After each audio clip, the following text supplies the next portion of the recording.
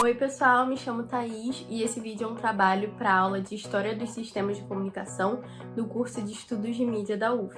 Aqui iremos contar um pouco sobre a história da televisão, pegando os pontos principais, com enfoque no Brasil, desde o surgimento até os dias de hoje. Então, vem com a gente!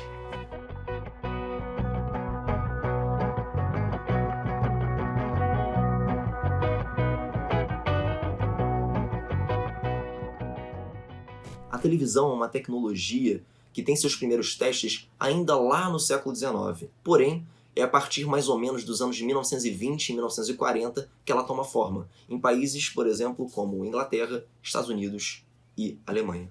No século XIX, importantes mudanças sociais e culturais aconteceram. Foi um momento de grande crescimento populacional e ocupação de centros urbanos.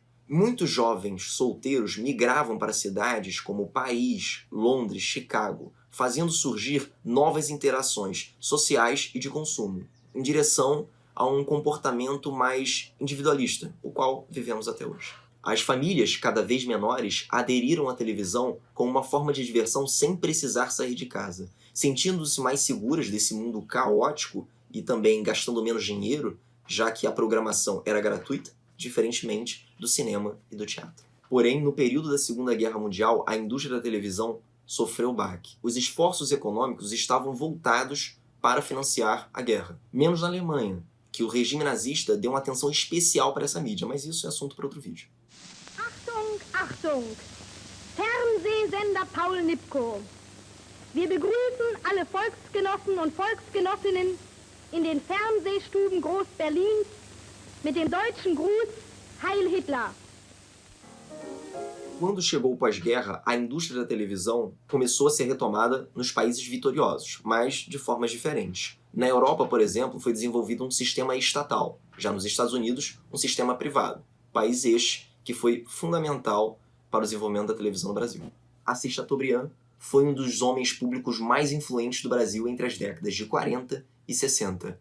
Membro da Academia Brasileira de Letras e fundador dos Diários Associados. Na época, o maior conglomerado de mídia do Brasil.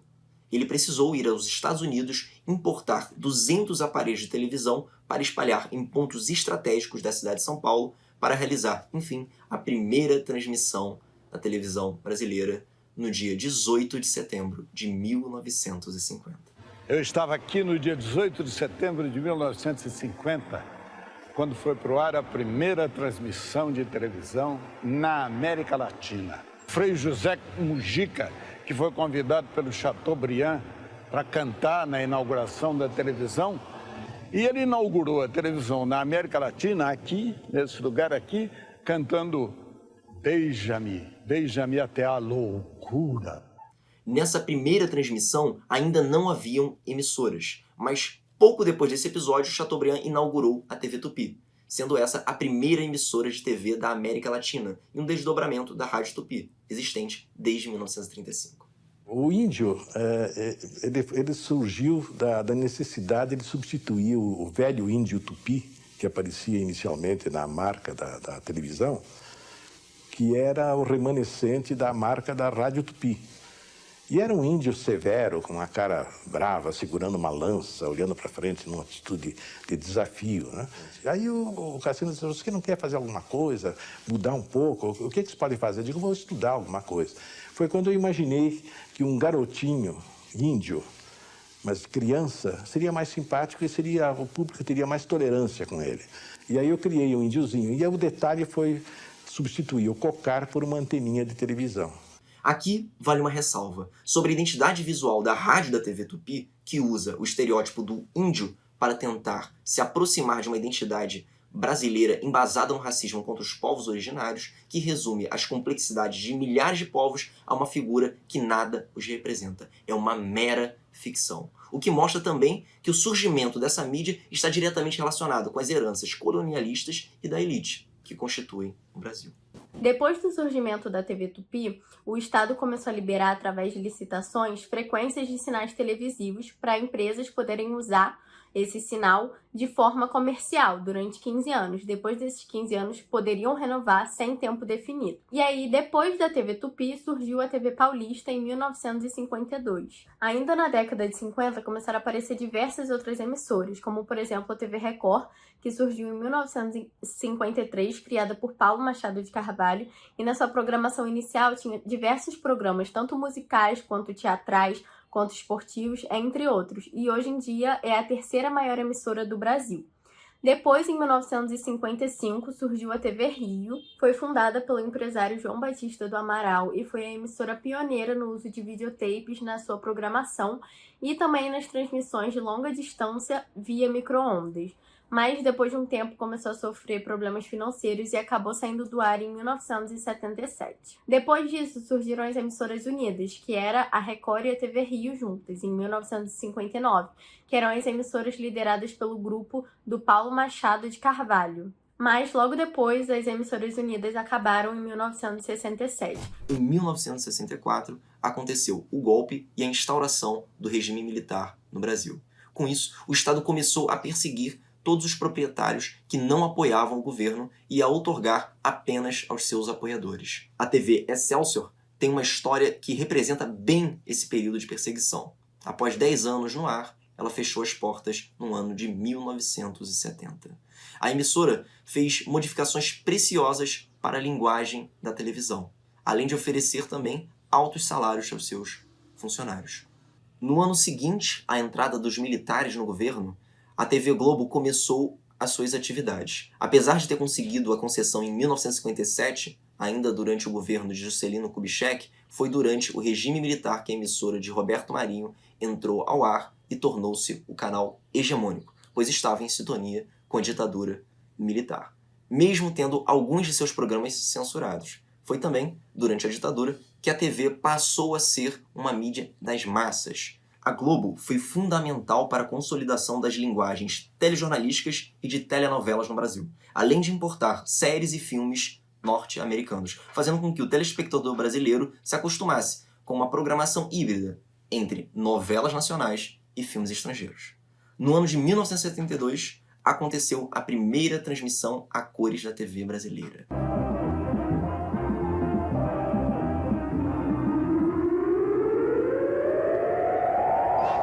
19 de fevereiro de 1972. Primeira transmissão em cores da televisão brasileira. Caxias do Sul, Rio Grande do Sul, Festa da Uva. O evento teve a presença do presidente Garras Azul Médici, dos artistas Tônia Carreiro e Francisco Coco. As imagens foram registradas pela TV Difusora de Porto Alegre.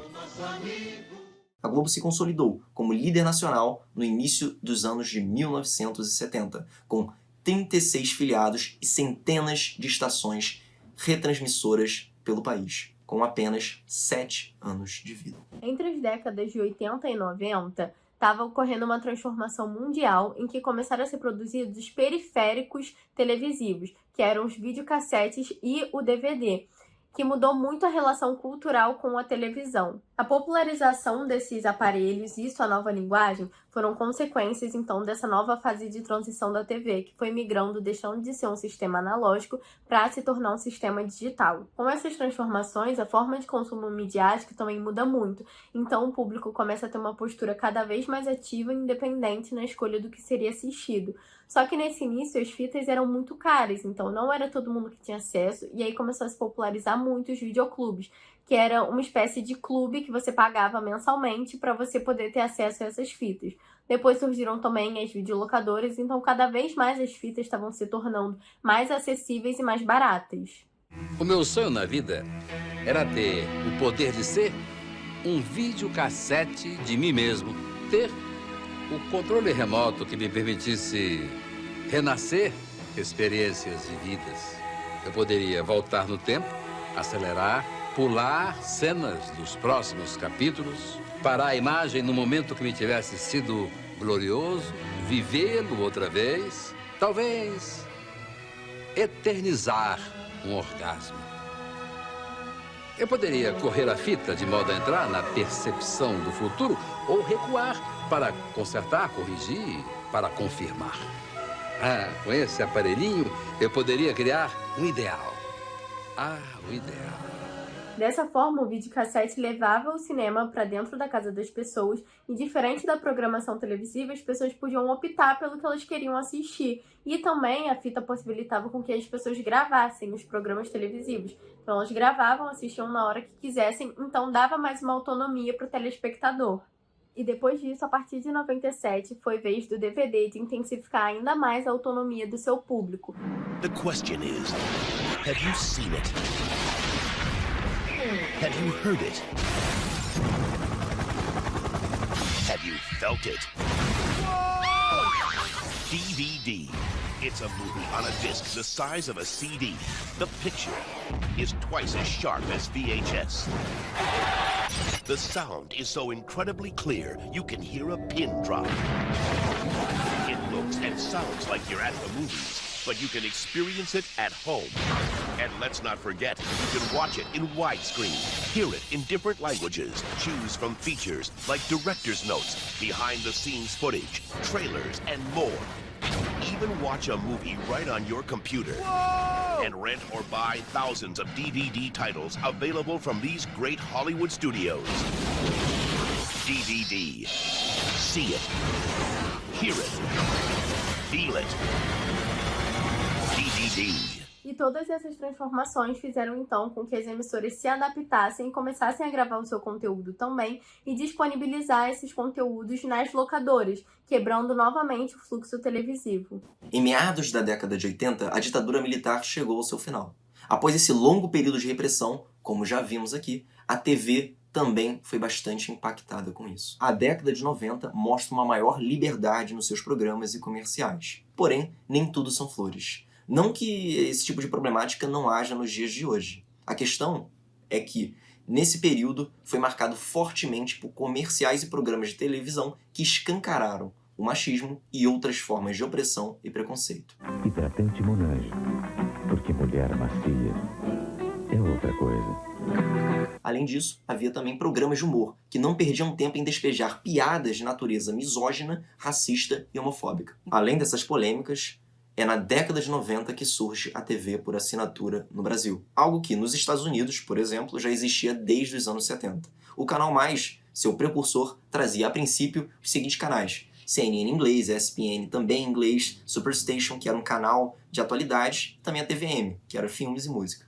Então, o Canal Mais acabou sendo comprado pela Abril. Além disso, a MTV, a mais popular TV de música americana, foi alugada por esse grupo, mas teve que ser exibida na TV aberta, por uma exigência da MTV estadunidense. Te vejo na MTV.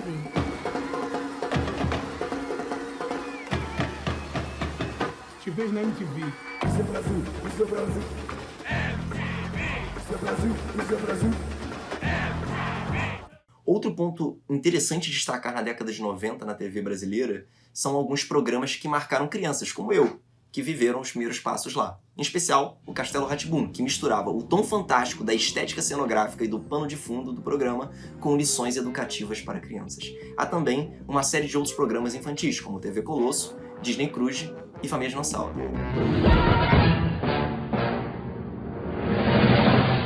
Querida, cheguei!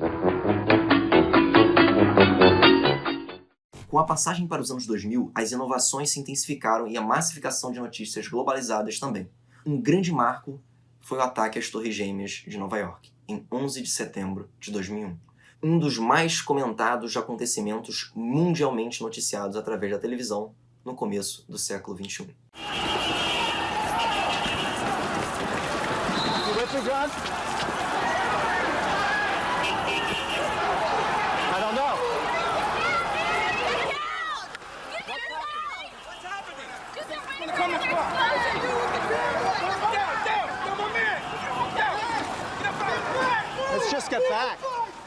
O advento de novas tecnologias da comunicação que surgiram com a internet trouxe um aspecto que é motivo de estudo nos dias atuais: a convergência midiática. Se na TV navegamos pela internet vemos a televisão. Podemos assistir programação ao vivo pelo computador, tablet e até no celular. e é pelo celular que voltamos para a TV. A última geração desses aparelhos, os smartphones, com múltiplas funções, transmitem as imagens direto para a tela. E para quem achava que o rádio, um dos mais antigos meios de comunicação, quase centenário, estava com os dias contados, se enganou. O internauta pode ouvir a web rádio de qualquer computador, celular e até na TV. Na web, o rádio também vira televisão e, neste caso, o produtor de conteúdo pode ser qualquer pessoa.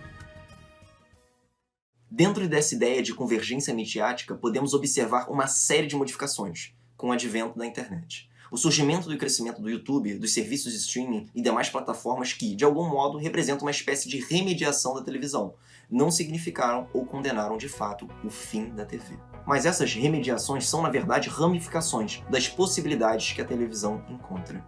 O YouTube tem até Tube no nome, fazendo uma referência direta. Os serviços de streaming deram ao espectador um novo formato de consumo, ainda mais autônomo e interativo. Mas a TV, enquanto mídia, segue firme e forte na casa da maioria da população brasileira. Cruz, cruz, tchau.